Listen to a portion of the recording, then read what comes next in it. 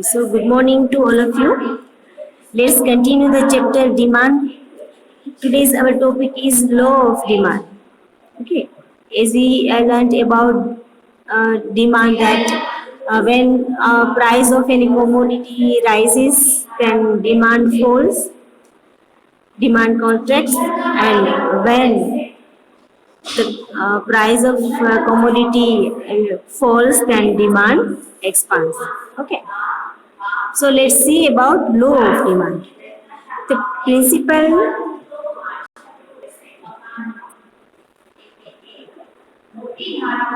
the principle explaining the relationship between price and demand for a good, keeping the effect of all other determinants as constant, is called the law of demand.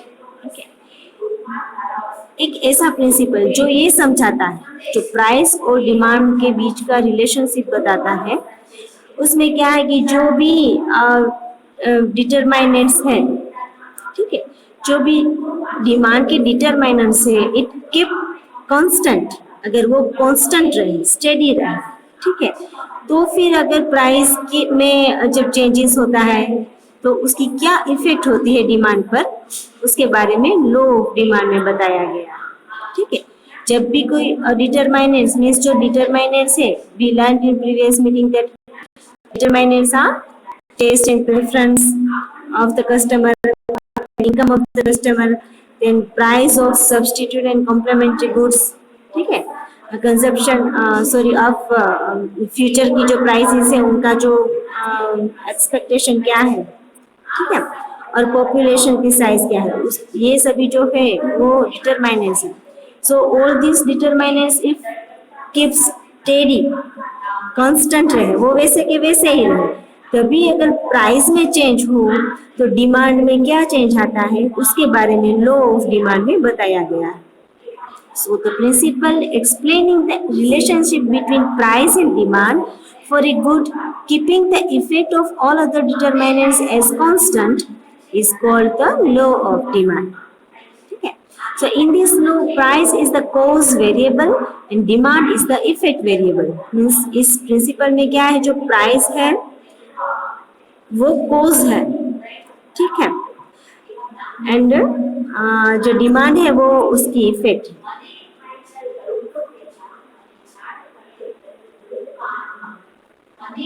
So this law was presented by Professor Alfred Marshall, and it expresses an inverse relationship between price and demand, stating that when other factors influencing demand remain unchanged, if price of a good falls, its demand expands, and if price of a good rises, its demand contracts.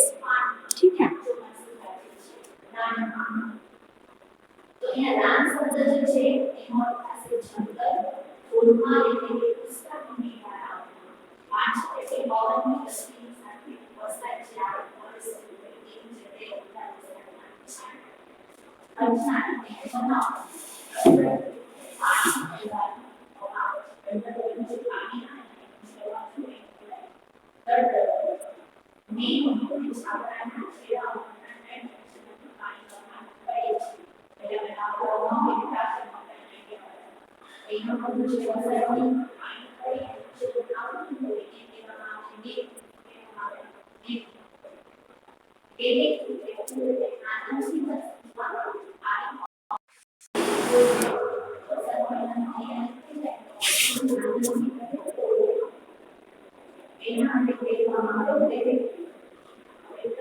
Okay, so let's continue.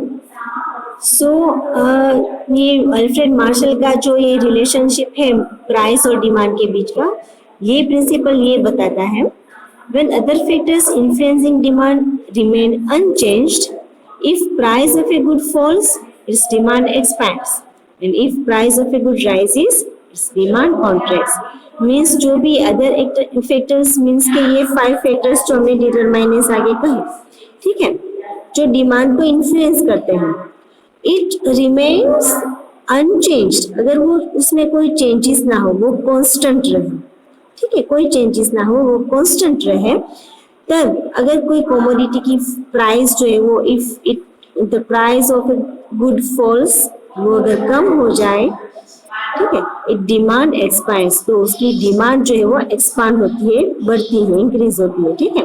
And if price of a good rises, its demand contracts, तभी कोई good है उसकी price जो अगर बढ़ती है, increase होती है, राइज अप होती है, तो उसकी डिमांड जो है ऑटोमेटिक कम हो जाती है, ठीक है। So it's a simple, okay. So assumption of law of good, sorry law of demand, ठीक है।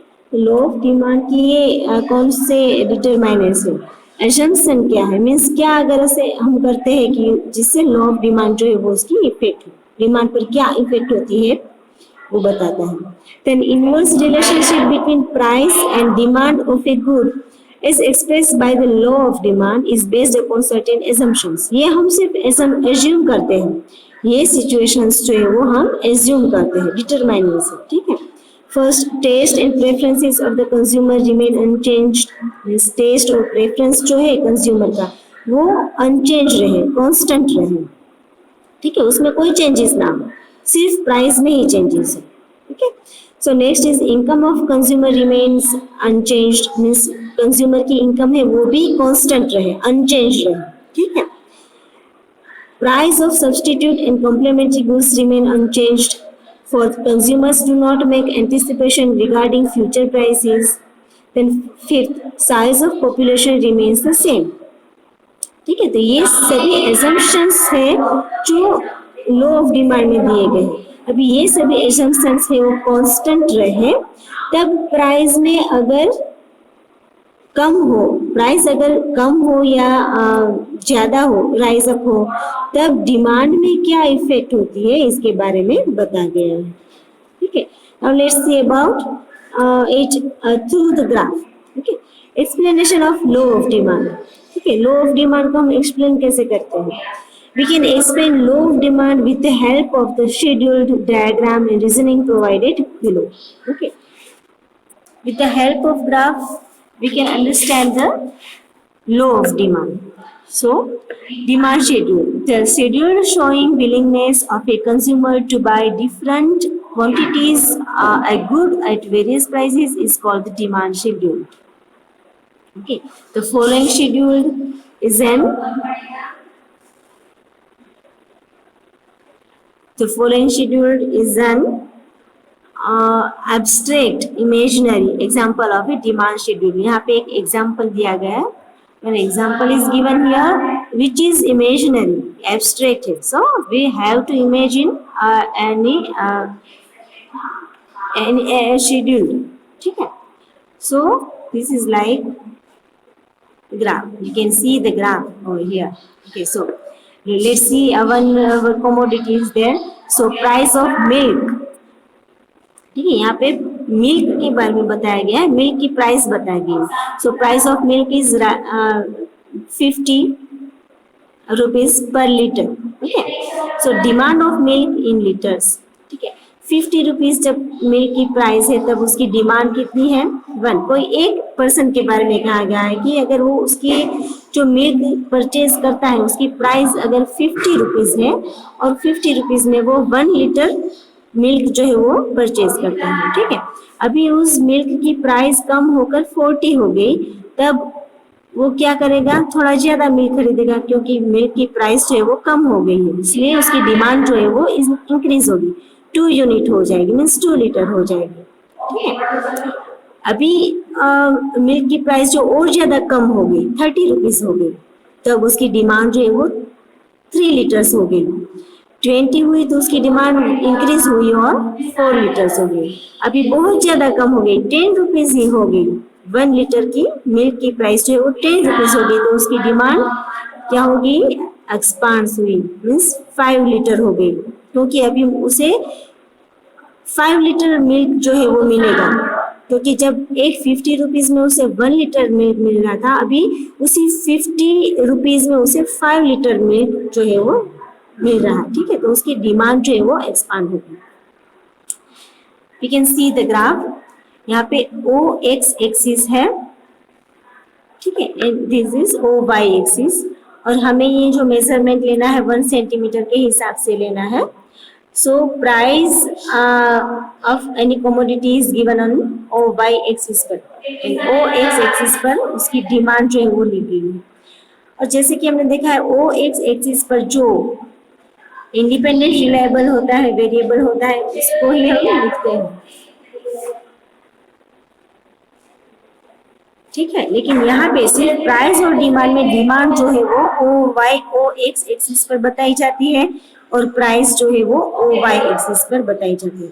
अदरवाइज ओ एक्स एक्सिस पर हमेशा ईयर्स, मंथ्स ये सभी बताया जाता है, ठीक है। जो इंडिपेंडेंट वेरिएबल है उनको ओ एक्स एक्सिस पर बताया, जिसमें कोई चेंज ना होता हो उसको ओ एक्स एक्सिस पर बताया जाता है, और जो जिसमें चेंज होता हो, ठीक है, जिस पर इफेक्ट होती हो उसे ओ वाई एक्सिस पर बताया जाता है। सिर्फ डिमांड के प्रिंसिपल में, प्राइस और डिमांड के प्रिंसिपल में ही ओ एक्स एक्सिस पर डिमांड होती है और प्राइस जो है वो ओ वाई एक्सिस पर होती है। ओके, सो यहाँ पे दिया गया है ये मेजरमेंट जो है हमें सभी ओ से एक सेम ही लेना है। ओके, जैसे कि आप देख रहे हो यहाँ पे 10, 20, 30, 40, 50, 60 है। यहाँ पे हम 5 लेकर फिर 10 लेकर फिर 20 नहीं ले सकते, ठीक है। जो उनका डिफरेंस है सभी के बीच में सेम ही होना चाहिए। और सेम लाइक दिस यहाँ पे भी ओ एक्स एक्सिस पर भी जो डिफरेंस है हर यूनिट का वो सेम ही रहना चाहिए, ठीक है।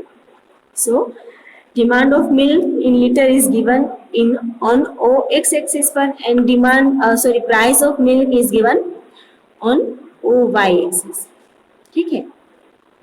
So the above diagram shows price of milk on OY axis and demand for milk on X axis.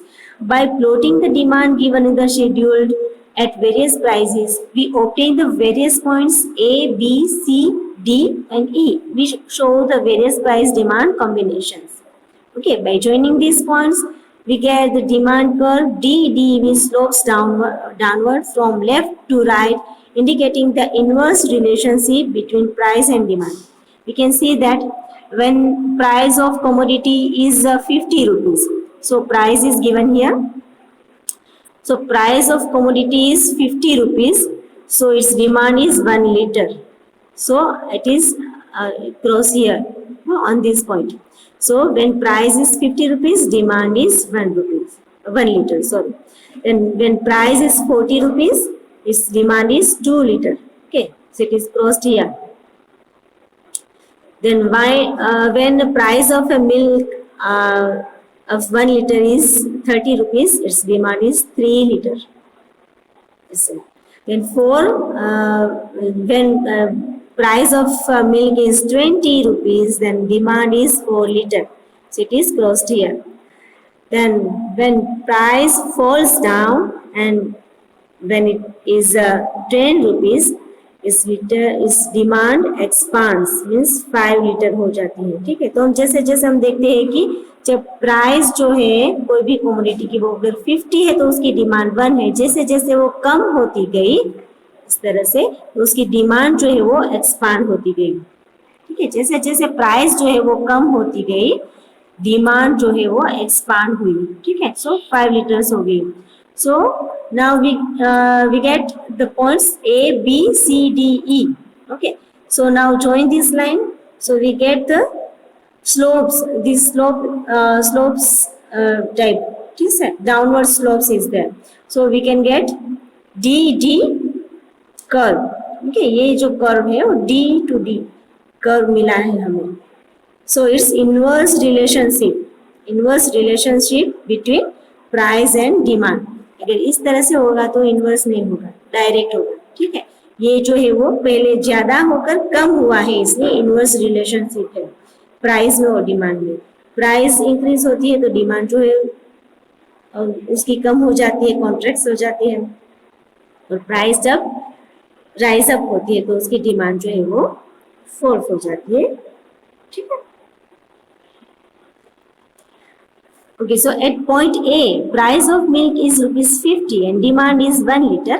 At point B, price falls to rupees 40 and so demand expands to 2 liters. And accordingly at point E, when price falls is rupees 10, demand expands to as high as 5 liters.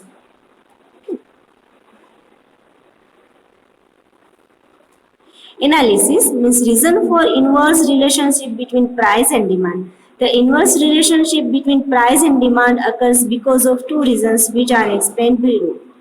जो यहाँ पे inverse relationship क्यों है उसका analysis दिया गया है. Income effect.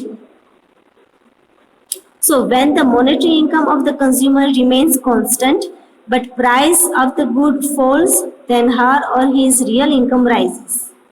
ठीक है, कभी कंज्यूमर्स की जो इनकम है, मॉनेटरी इनकम जो है वो कांस्टेंट रहे, ठीक है, बट जब कोई प्राइस जो है, कोई भी गुड्स की प्राइस जो है वो अगर कम हो जाए तो उसकी रियल इनकम जो है वो राइज अप होती है. Real income means purchasing power of the money income means उनकी इनकम जो है वो रियल इनकम जो है वो बचेगी, सेविंग होगी, क्योंकि जितनी इनकम है उतनी ही इनकम में वो जो प्राइस जो गुड्स जो है वो लेता है उसकी प्राइस जो अगर कम हो गई है तो वही गुड्स अगर वो ज्यादा ले सकेगा, ठीक है, या फिर उसकी इनकम जो है वो बचेगी, सेविंग होगी, ठीक है, क्योंकि वही अभी गुड्स जो है वो कम प्राइस में मिलेगी तो उसकी इनकम की सेविंग होगी, ठीक है. So when real income rises, a consumer can buy more of a good and therefore its demand may rise. इसलिए अभी इनकम में जो सेविंग होती है उससे क्या होगा, अब वो ज्यादा से ज्यादा वो चीज जो है वो खरीदेगा, ठीक है, इसलिए उस चीज की डिमांड जो है वो राइज अप होगी, क्योंकि इनकम सेम वही है लेकिन जो उसकी प्राइस जो है वो कम होगी, इसलिए अब वो क्या करेगा, वही चीज की डिमांड जो है वो एक्सपांड करेगा. For example, if the amount of money at the disposal of the consumer is ₹50, the price of milk is ₹50 per liter, then the consumer can buy only 1 liter of milk. But if the price of milk falls to ₹10, the consumer can now demand 5 liters of milk with money income of ₹50. हमने जैसे कि यहाँ पे देखा कि 50 rupees में वो 1 litre milk जो है वो परचेज करता था, लेकिन अभी वही मिल्क की प्राइस जो है वो 10 लीटर होगी, लेकिन उसकी मीन्स उसकी जो रियल इनकम है वो बचेगी ना अभी, क्योंकि अभी 50 रुपीज में उसे 5 लीटर जो है वो मिल जाएगा, इसलिए उसकी डिमांड जो है वो इंक्रीज होगी.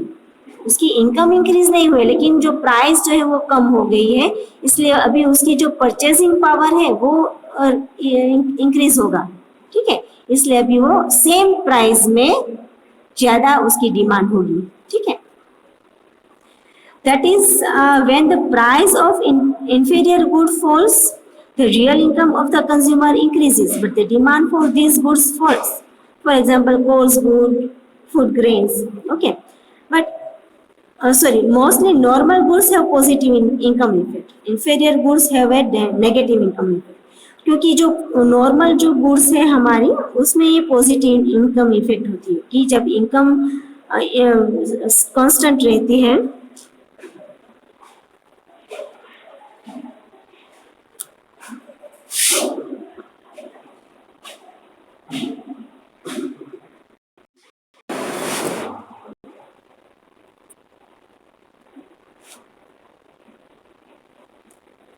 मतलब जब इनकम जो है वो कांस्टेंट रहती है तब पॉजिटिव गुड्स जो है वो उनकी डिमांड जो इंक्रीज होगी, लेकिन जो इंफीरियर गुड्स है यानी कि लो क्वालिटी वाली गुड्स है उनको हम ज्यादा परचेज नहीं करेंगे, तो उसके मामले में ये जो है वो इनवर्स इफेक्ट होती है, ठीक है. जब भी कोई इंफीरियर गुड्स जो है उनकी प्राइस जो है वो कम हो जाती है तो वो इंफीरियर मीन्स के लो क्वालिटी वाले गुड्स, तो हमारी रियल इनकम जो है उससे हम जो ये इंफीरियर गुड्स है वो नहीं परचेज करेंगे, ठीक है. जैसे कि कोर्स फूड ग्रेन्स, जो हल्की क्वालिटी वाले जो ग्रेन्स मिलते हैं उसको हम परचेज नहीं करेंगे, ठीक है. Now second is substitution effect. उसकी सब्स्टिट्यूशन इफेक्ट क्या है, when price of the concerned good falls it becomes relatively cheaper than its substitutes, ठीक है. जो कंसर्न गुड मीन्स जो मेन जो हमारी कमोडिटी है, गुड है, अगर उनकी प्राइस जो है कम हो जाती है तो उसके बदले में हम जो सब्स्टिट्यूट गुड्स जो है वो यूज कर रहे हैं, जैसे कि हमने कल सीखा था कि टी और कॉफी, तो टी की अगर जो प्राइस है अगर कम हो जाती है, टी मीन्स कंसर्न गुड जो है मेन जो है हमारी वो गुड की कीमत अगर कम हो जाए तो उसके बदले में हम क्या करेंगे, सब्स्टिट्यूट गुड्स है जो कॉफी है उससे चला लेंगे, ठीक है। तो इसकी डिमांड जो है वो कम हो जाएगी, टी की डिमांड जो है वो कम हो जाएगी। So hence consumer will reduce the consumption of substitute goods and expand the demand for the concerned good। ठीक है, वो सब्स्टिट्यूट गुड्स जो उसके बदले में हम जो गुड्स यूज कर रहे हैं उसकी डिमांड जो है वो उसका कंजप्शन जो है मीन्स उसका यूज जो है वो कम कर देंगे, ठीक है। और जिसकी भी डिमांड कम है उसकी यूज ज्यादा करेंगे। दिस इज सब्स्टिट्यूशन इफेक्ट, ये जो है वो सब्स्टिट्यूशन effect है। So for example, between two varieties of pants, namely a pair of regular cotton terrycotton pants and denim pants, ठीक है, रेगुलर जो पैंट्स पहनते हैं वो और डेनिम पैंट्स मीन्स जींस, ठीक है। So if the price of regular pants falls and that of denim pants remain the same, then the consumer finds the regular pants cheaper compared to the denim pants and will expand the demand for the regular pants। ठीक है, जब regular paints है उनकी price जो है वो कम होगी तो क्या होगा, डेनिम पेंट्स की जो यूज कर रहे हैं अगर अभी रेगुलर पेंट्स जो है वो पहनना उनकी डिमांड जो है वो इंक्रीज हो जाएगी, ठीक है, क्योंकि वो अभी चीप लगेंगे उनको।